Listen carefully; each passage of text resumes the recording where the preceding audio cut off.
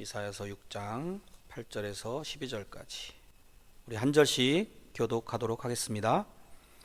내가 또 주의 목소리를 들으니 주께서 이르시되 내가 누구를 보내며 누가 우리를 위하여 갈꼬 하시니 그때에 내가 이르되 내가 여기 있나이다 나를 보내소서 하였더니 여호와께서 이르시되 가서 이 백성에게 이르기를 너희가 듣기는 들어도 깨닫지 못할 것이요 보기는 보아도 알지 못하리라 하여 이 백성의 마음을 둔하게 하며 그들의 귀가 막히고 그들의 눈이 감기게 하라. 염려하건대 그들이 눈으로 보고 귀로 듣고 마음으로 깨닫고 다시 돌아와 고침을 받을까 하노라 하시기로 내가 이르되 주여 어느 때까지니까 하였더니 주께서 대답하시되 성읍들은 황폐하여 주민이 없으며 가옥들에는 사람이 없고 이 토지는 황폐하게 되며 다 같이요. 여호와께서 사람들을 멀리 옮기셔서 이 땅 가운데 황폐한 곳이 많을 때까지니라. 아멘.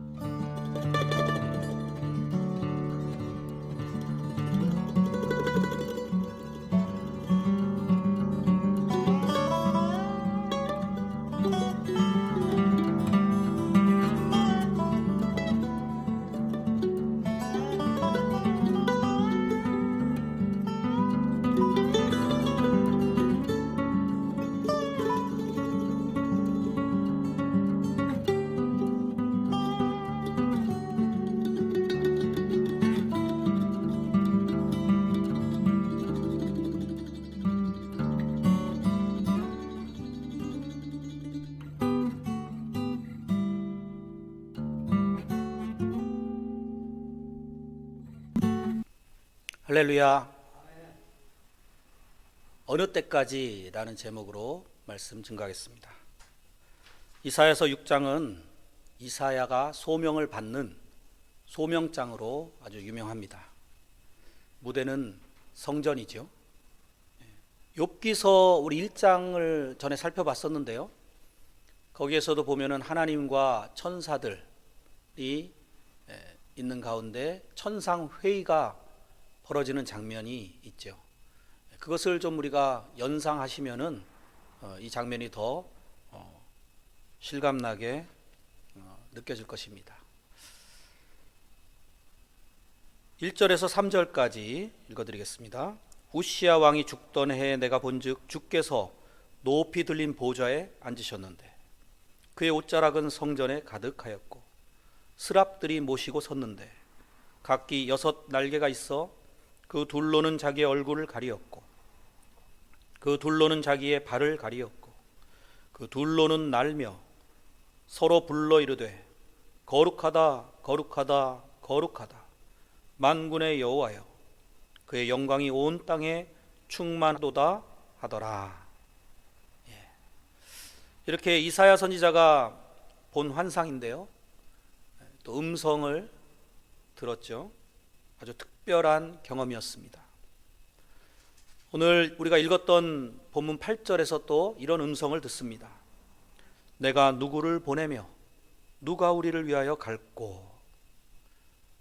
사명자를 애타게 찾으시는 하나님의 음성을 듣습니다. 여러분이라면 이런 하나님의 음성을 들었을 때 어떻게 하시겠습니까? 이사야는 이렇게 응답했습니다. 하나님, 제가 여기 있습니다. 나를 보내소서. 이렇게 응답했습니다. 그가 이렇게 정말 적극적으로 열심으로 반응한 데는 아마도 특별한 체험이 있었기 때문일 것입니다.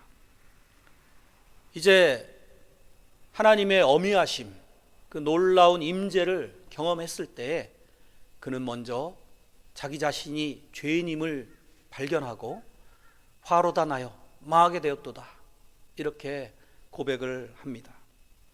그렇게 자신은 이제 죽었구나 생각할 때 오히려 자신의 죄를 깨끗이 사해 주시고 하나님께서 오히려 그를 품어주시는 그러한 사랑을 느꼈습니다. 얼마나 감사하겠습니까? 죽어 마땅한 자신이 이렇게 건짐을 받았다라고 하는 사실 가운데 이제는 무엇이든지 하나님이 맡기시는 사명은 제가 감당하겠습니다.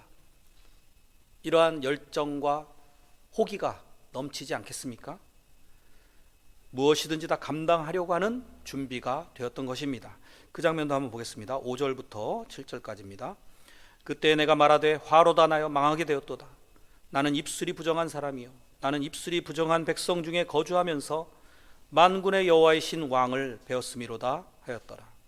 그때 그 스랍 중에 하나가 부젓가락으로 제단에서 집은 바 핀 숯을 손에 가지고 내게로 날아와서 그것을 내 입술에 대며 이르되 보라, 이것이 네 입에 닿았으니 내 악이 제하여졌고 내 죄가 사하여졌느니라 하더라. 얼마나 감격스러운 일입니까?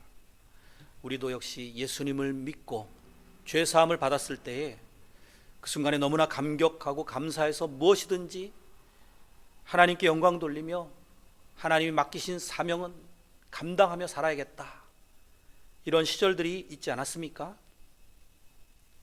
저만 있었나요? 아무튼 이런 이사야 선지자의 응답에 하나님이 기뻐하시면서 그래, 그러면 네가 가서 많은 사람들에게 복음을 전파하고 그들이 회개하고 돌아오도록 천국 길로 잘 이끌어 주렴, 이렇게 이야기하셨다면은 해피엔딩이죠. 우리가 상식적으로 생각할 때도 이렇게 흘러갔어야 맞을 것입니다. 그런데 하나님의 말씀은 뜻밖입니다. 9절에서 10절입니다. 여호와께서 이르시되 가서 이 백성에게 이르기를 너희가 듣기는 들어도 깨닫지 못할 것이요 보기는 보아도 알지 못하리라 하여. 이건 좀 이해가 돼요. 그래도 들어도 너희들은 모를 거야, 봐도 믿지 못할 거야, 이렇게 말씀하시는 건 이해가 돼요. 10절, 이 백성의 마음을 둔하게 하며. 지금 이사야의 사명은 이거예요. 백성들을 더 둔하게 만들라는 거예요. 그들의 귀가 막히고 그들의 눈이 감기게 하라. 설교 들으면 졸게 만들어라. 여러분, 설교자한테 그런 일보다 더 힘 빠지는 일이 어디 있습니까? 지금 설교하면 눈이 초롱초롱하게 설교자를 집중해서 보고 아멘하고 깨달았습니다, 은혜 받았습니다 해야 되잖아요. 그래야 설교자도 힘이 나는 거잖아요. 저는 이렇게 설교하다가 언제 힘이 나느냐, 생각지 않은 한 사람이 더 왔을 때 아주 힘이 나더라고요. 그렇게 설교자에게 어떤 힘을 주는 메시지가 아니라 하나님께서는 가서 사람들 둔하게 만들어 못 알아듣게 해. 혹시라도 깨닫고 돌이켜서 죄사함 받고 치유받게 만들지 말아라. 이게 하나님의 미션이었어요. 오히려 그렇게 될까봐 내가 염려한다라고까지 말씀하십니다. 이게 뭔 일입니까? 이렇게 때로는 참 순종하기 어려운 그러한 길로 사명자들을 내모실 경우가 종종 있습니다. 선지자들을 보면은 소명을 받는 장면이 주로 첫 장면에 등장을 하거든요. 그런데 특이하게도 이사야서는 6장에 이르러서야 소명을 받는 장면을 이렇게 언급하고 있어요. 왜 이사야가 그렇게, 물론 하나님께서 계시하셔서 기록했겠지만 왜 이렇게 성경이 기록되었을까 생각해 보면은 오늘 이 본문을 보니까 이해가 되는 거죠. 만약에 이 장면이 첫 장면에 등장했다면 우리는 더 이해하기가 어려웠을 겁니다.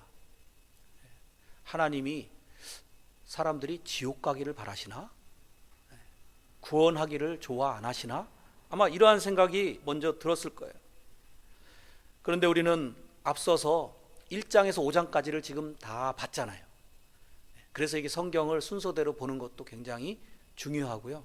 어느 한 부분만 설교를 듣는 것보다는 이렇게 시리즈로 쭉 이어서 듣는 것이 또 유익한 점이 그런 점인 것 같습니다.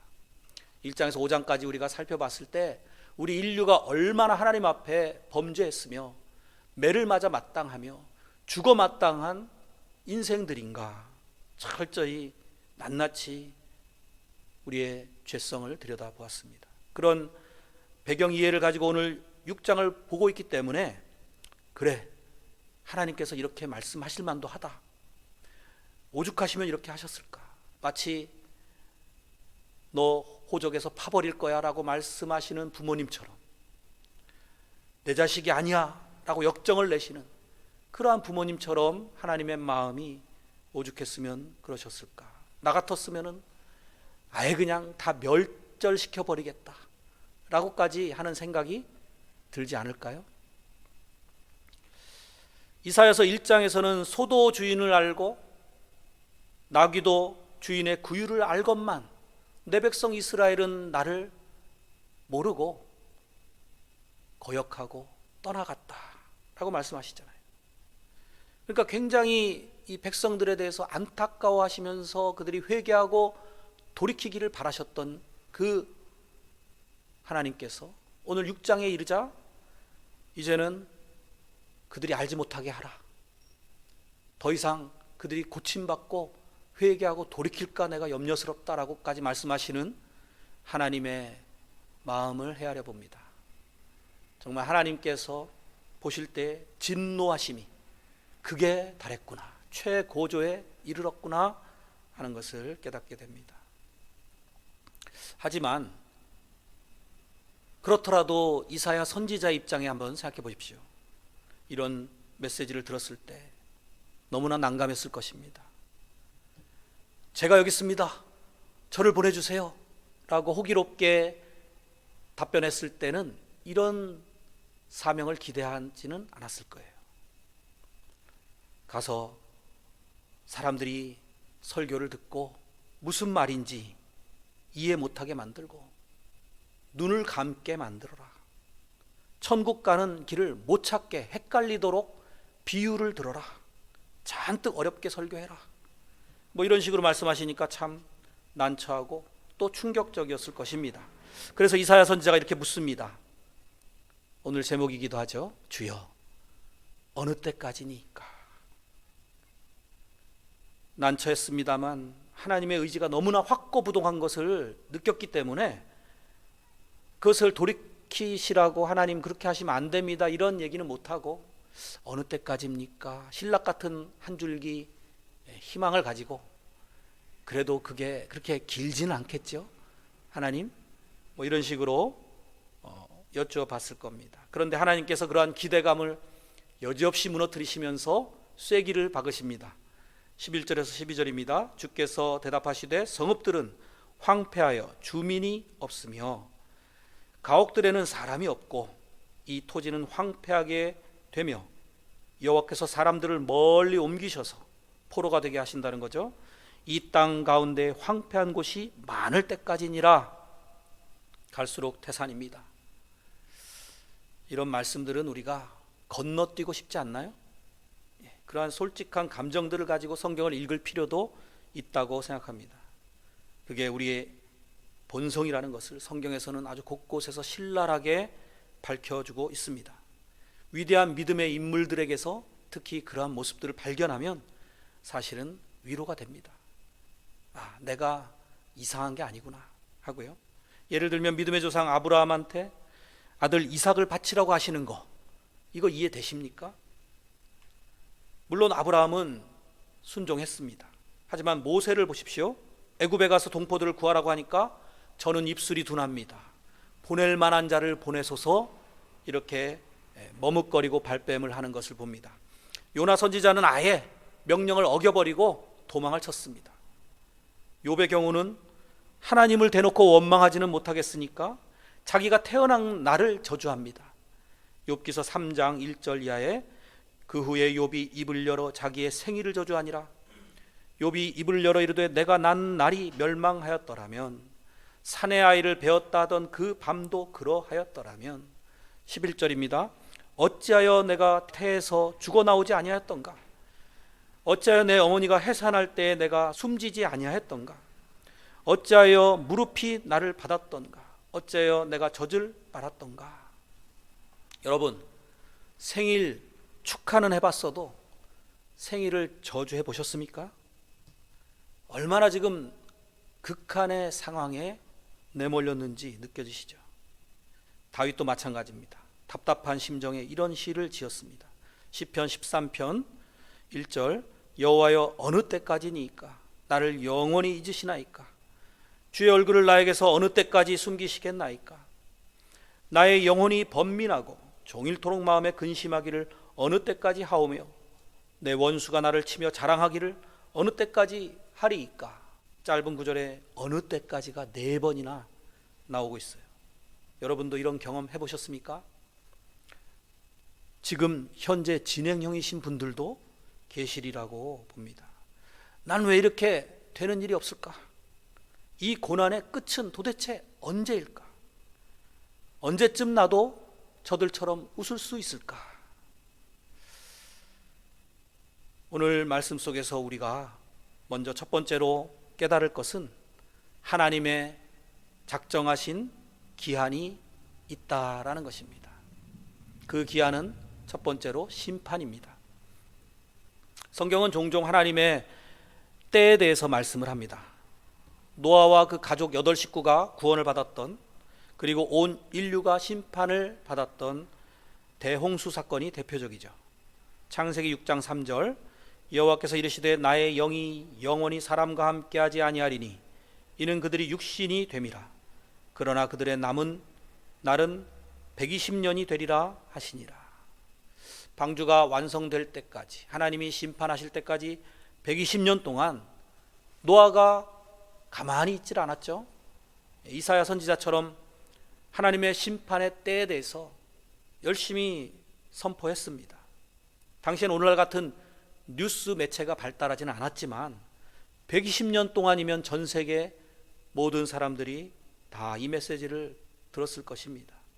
그런데 사람들은 노아의 방주나 하나님의 심판에 대해서 마치 듣기는 들어도 깨닫지 못하고 보기는 보아도 알지 못한다고 한 오늘 본문처럼 무지하게 살다가 결국 회개할 기회를 놓쳐버리고 맙니다.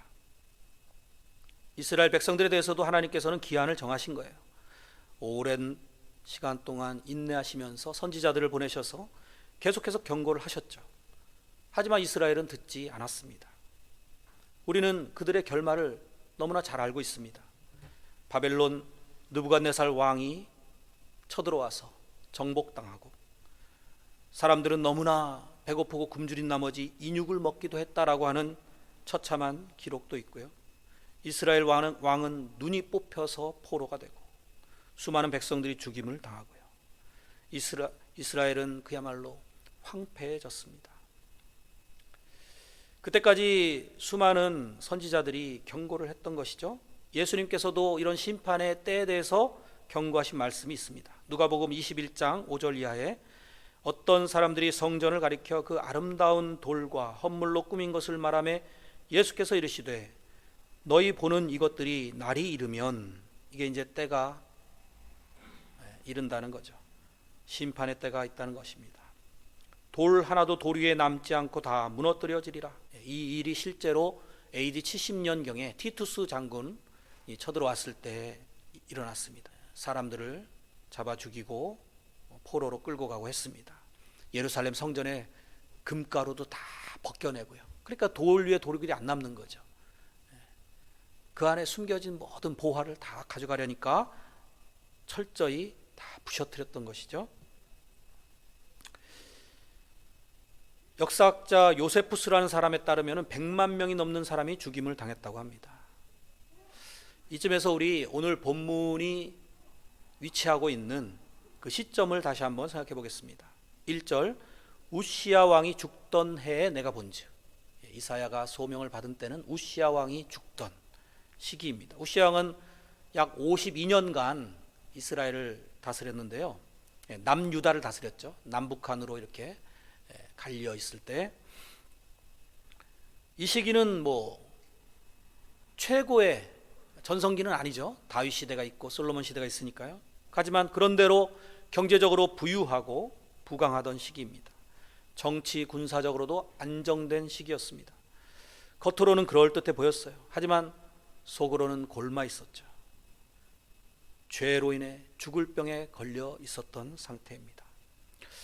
이런 배경을 이해하면서 우리 자신들도 한번 돌아봐야 됩니다. 지금 월드컵 중이잖아요. 우리나라가 얼마나 부강해졌으며 세계적으로 뛰어나지고 있는가, 이런 것을 보면서 자부심을 느끼죠. BTS 정국이라는 가수가 그런 카타르 월드컵인데도 가서 개막식 노래를 부른다. 이런 거 얼마나, 이런 거 요즘 국뽕이라고 하더라고요. 얼마나 참 자부심이 들고 기분이 좋고 그렇습니까? 자만할 수 있죠. 그런데 우리는 외적으로 보이는 모습 이면에 이 시대의 영적인 흐름을 보는 눈을 가져야 됩니다. 이게 기독교인들이 세상을 바라보는 눈, 세계관이죠. 하나님이 보실 때에 과연 우리나라를, 또 우리 자신을 성결하다고 평가하실 수 있겠는가? 아니면 죄악이 만연해서 더 이상 두고 볼 수 없다고 하는 심판의 때가 임박해 오고 있는가? 이런 것을 분별하는 지혜와 눈이 필요한 것입니다. 두 번째로 우리가 볼 수 있는 하나님의 때는 구원의 시기입니다. 구원의 때를 하나님이 예비하고 계시다라는 사실이 우리에게는 소망이죠. 만약에 6장이 우리가 읽었던 12절까지 읽었어요. 거기서 끝나버렸다라고 하면은 인류에겐 소망이 없는 것이죠. 그런데 감사하게도 오늘 제가 읽지 않고 남겨두었어요. 13절. 13절이 있다는 사실이 우리의 희망입니다. 한번 읽어보겠습니다. 그 중에 10분의 1이 아직 남아있을지라도 이것도 황폐하게 될 것이나, 조금 살아남은 자들이 있지만 그것조차도 황폐하게 될 것인데, 밤나무와 상수리 나무가 배임을 당하여 또 그 구루터기는 남아 있는 것 같이 거룩한 씨가 이 땅에 구루터기니라 하시더라. 구루터기가 남겨져 있대요. 거룩한 씨가 남겨져 있다라고 말씀합니다. 황폐해진 땅, 절망 가운데 더 이상 회생될 것 같지 않은 상황 속에도 희망이 싹트고 있었던 것입니다. 이것을 신학적으로는 렘넌트라고 해요. 남은 자 사상인데요, 굉장히 신학적으로 중요한 주제 중에 하나입니다. 하나님께서 왜 도대체 이렇게 구루터기를, 또 거룩한 씨를 남겨주셨을까? 씨에 대해서는 여러분, 다윗의 그 후손으로 오실 메시아죠. 또 아담에게도 약속하신 여자의 후손으로 오실 메시아, 아브라함과 이삭과 야곱으로 이어지는 그것도 역시 하나님의 약속의 자손 씨에 대해서 말씀하시지 않았습니까? 네. 그러니까 사실은 그들의 죄로 인해서는 싹 다 멸절시켜버리고 이스라엘이라는 이름은 이 땅에서 이미 사라져도 한참 전에 사라졌을 터인데, 하나님께서는 하나님의 먼저 찾아오셔서 약속해 주신 그 약속을 꼭 이루시고자 하는 그 하나님의 신실하심, 하나님의 성품은 약속하신 것은 반드시 성취하시는 여호와이십니다. 그래서 스스로 맺으신 언약을 지키시기 위해서 그것을 이루어 가신 하나님의 열심 때문이었다는 것이에요. 그것 때문에 결국 어떻게 됐습니까? 이 이스라엘은 제사장 나라로서의 역할을 했어요. 그들의 실패가 결국 오늘날 우리에게까지 복음이 전달이 되고 세상에 수많은 사람들이 예수님을 믿게 되었던 것이죠. 이것을 이제 성경 속에서 우리 신약에서 한번 확인해 보겠습니다. 마태복음 13장입니다. 마태복음 13장 10절에 제자들이 예수께 나와 이르되 어찌하여 그들에게 비유로 말씀하시나이까? 대답하여 이르시되 천국의 비밀을 아는 것이 너희에게는 허락되었으나 그들에게는 아니 되었나니 무릇 있는 자는 받아 넉넉하게 되되 없는 자는 그 있는 것도 빼앗기리라. 그러므로 내가 그들에게 비유로 말하는 것은, 여기 중요해요, 그들이 보아도 보지 못하며 들어도 듣지 못하며 깨닫지 못함이니라. 이사야의 예언이 그들에게 이루어졌으니 일렀으되 너희가 듣기는 들어도 깨닫지 못할 것이요 보기는 보아도 알지 못하리라. 이 백성들의 마음이 완악하여져서 그 귀는 듣기에 둔하고 눈은 감았으니 이는 눈으로 보고 귀로 듣고 마음으로 깨달아 돌이켜 내게 고침을 받을까 두려워함이라 하였느니라. 그러나 너희 눈은 봄으로 너희 귀는 들음으로 복이 있도다. 놀라운 말씀입니다.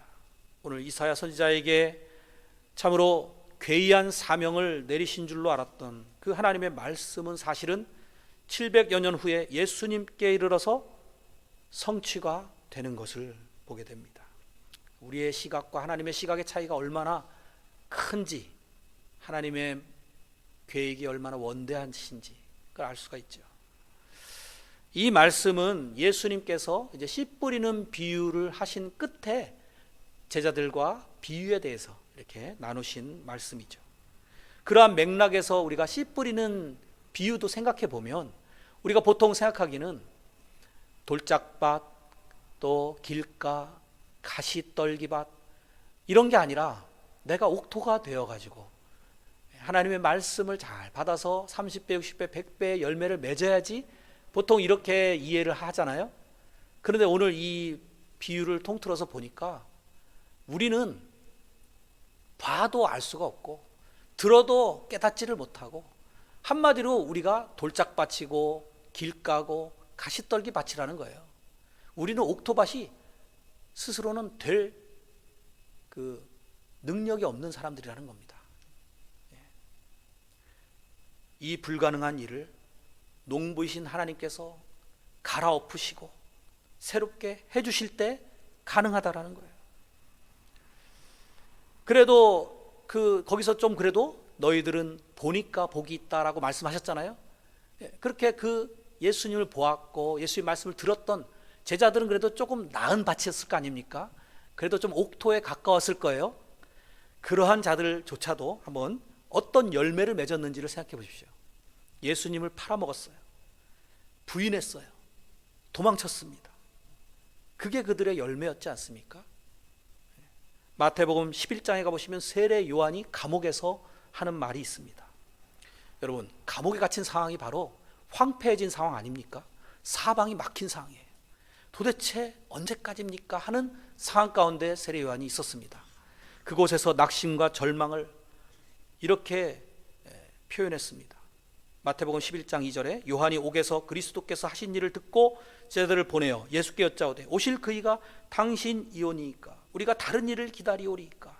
의심이 들어갔죠. 정말 여자가 낳은 자 중에 가장 큰 자다라고까지 칭찬을 들었던 세례 요한인데도 불구하고 그조차 이런 모습을 보이는 것을 보면 하물며 저와 여러분은 어떻겠습니까? 그때 예수님 이렇게 말씀하셨어요. 너희가 가서 듣고 보는 것을 요한에게 알려라.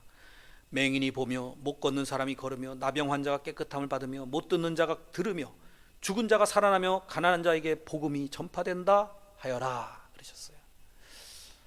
유대인들이 그토록 기다려왔던 메시아가 바로 예수님이심을 밝히 드러내셨습니다. 감격스러운 일이죠. 병을 고쳐주시고 죽은 자를 살려주시고 또 정말 가난한 자들에게 복이 있다 이렇게 복음을 전파하시고 천국의 그러한 비밀을 알려주시고, 그런데 그러면은 달라져야 되는데 깨닫고 돌이켜야 되는데 이스라엘이 어떻게 나왔습니까? 결국 그 예수님을 잡아 죽였어요. 보아도 보지 못하고 들어도 듣지 못하는 정말 기적이죠. 예수님을 보고도 믿지 않을 수 있는 기적. 우리라면 좀 달랐을까요? 그렇지 않았을 것입니다. 그런데 하나님은 예수님의 죽음을 통해서도 하나님의 계획을 성취하셨습니다. 그리고 우리가 회개하고 지금 이렇게 예수님을 믿는다는 사실, 이거는 더 큰 기적인 거예요. 여러분, 기적 너무 이상한 거 그런 거 찾지 마시고 내가 예수님을 믿는다는 이 사실이 세상 그 무엇보다 가장 놀라운 기적이라는 사실을 생각해 보시기 바랍니다. 성경은 끊임없이 하나님의 이러한 심판과 구원에 대해서 이야기하고 있습니다. 그래서 우리가 하나님의 심판을 받는 것, 지금 어려운 상황 가운데 있는 것은 결코 손해가 아니라고 말합니다. 망하는 것도 때로는 복이라고 말씀하세요. 우리가 잘못 간 그 자리에서도 하나님께서는 일하고 계시기 때문에 그것으로 우리 인생이 끝이 아니라고 말씀하는 것입니다. 잠시 심판 가운데 몰릴 수 있지만 두려워하지 말라고 하십니다. 우리가 죄를 회개하고 돌이켜라 이렇게 간단한 얘기가 아니라 우리는 얻어 맞아야 된다. 놀라지 말고 잘 맞아야 된다. 그래서 그 가운데 하나님이 우리를 통해서 어떠한 일을 해내시는지, 우리를 어떻게 만들어내시는가를 보고 간증하라는 것입니다. 우리가 예수님을 믿는다고 만사가 형통하지 않는다는 것을 다들 경험해 보셔서 알 거예요. 오히려 예수 믿어서 더 고달플 때도 많습니다. 마음 놓고 그냥 편안하게 죄짓고 사는 것이 어려워졌어요. 우리의 양심이 살아났기 때문이에요. 하지만 우리는 심령이 가난한 자가 되었고 애통하는 자가 되게 하셨습니다. 그것이 천국의 복이라는 것을 가르쳐 주셨어요. 그래서 우리 보고 이제 가난해라 말씀하십니다. 울어라 말씀하십니다. 여러분 우십시오. 울 수 있는 건 특권이에요. 울 때 부모가 그 아이를 달래주고 아이에게 필요한 걸 공급해 주듯이 하나님께서 우는 백성들을 찾아와 주시고 우리에게 세상이 줄 수 없는 평안으로 공급해 주시지 않습니까? 우리의 존재가 어떠한 존재인가? 우리의 신분이 어떻게 변화되었는가? 이런 것을 확인하시기 바랍니다. 우리가 어떠한 일 가운데서도 하나님이 이루시고자 하는 일을 이제는 막을 수 없고 그것을 방해할 어떤 세력도 없다라는 사실이 우리에게 너무나 크나큰 귀한 복인 것입니다. 사랑하는 성도 여러분, 이사야 선지자에게는 정말 절망적인 상황, 아주 막막하고 아득한 기한이었을 것입니다. 어느 때까지입니까? 이 질문은 바벨론에 의해서 나라가 망하고 또 예수님이 올 때까지 무려 700여 년간 이스라엘 사람들 가운데 계속된 질문이었던 것입니다. 그래도 그들은 희망을 붙잡고 약속을 붙들고 나아갔죠. 마침내 갈라디아서 4장 4절에 때가 차매 하나님이 그 아들을 보내셨습니다. 구원의 날이 이르렀습니다. 응답의 시간이 왔습니다. 그런데 요한복음 1장에도 나오듯이 빛이 왔으되 세상은 어둠은 그것을 알아보지 못했고 영접하지 아니하였습니다. 정말 비극이죠. 지금도 유대인들은 아직도 몰라서 메시아를 기다리고 있지 않습니까? 이 백성이 알아보지 못하게 하고 들어도 깨닫지 못하게 하고 돌이켜 회개하고 고침받지 못하게 하라고 하는 이사야 선지자의 말씀은 오늘날까지 이렇게 확실하게 성취되었다는 것을 우리가 봅니다. 그런데 그 이스라엘 백성들의 그 알아듣지 못함이 결국 전 세계에 예수님을 전파하는 결과를 낳았다라는 이 아이러니, 이렇게 반전과 역전이 있는 것, 이런 것이 바로 이 기독교의 정수예요. 복음의 아주 오묘한 이치입니다. 우리는 다 이해할 수는 없지만 하나님께서는 반드시 최선의 결과물을 도출해 내신다라고 하는 그 사실을 우리가 확신하시기 바랍니다.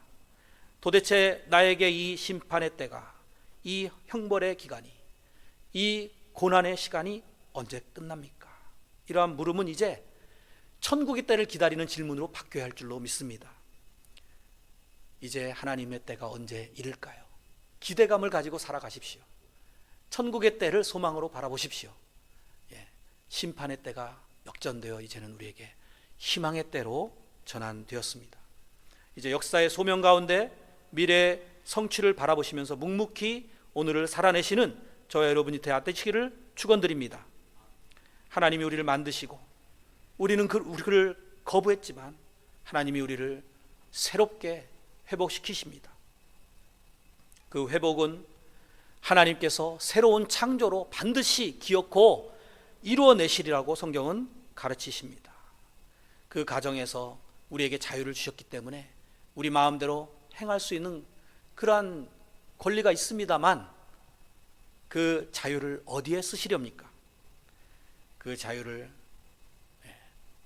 우리의 생각과 우리의 욕심과 우리의 뜻을 이루고자 하는데 사용하지 마시고 하나님의 뜻에 순복하시면서 하나님께서 이루시는 그 일에 나도 조금이나마 동참하겠다. 오늘 영상에서 내가 치사랑을 한번 실현해 보겠다라고 하는 자리에 나아가시기를 바랍니다.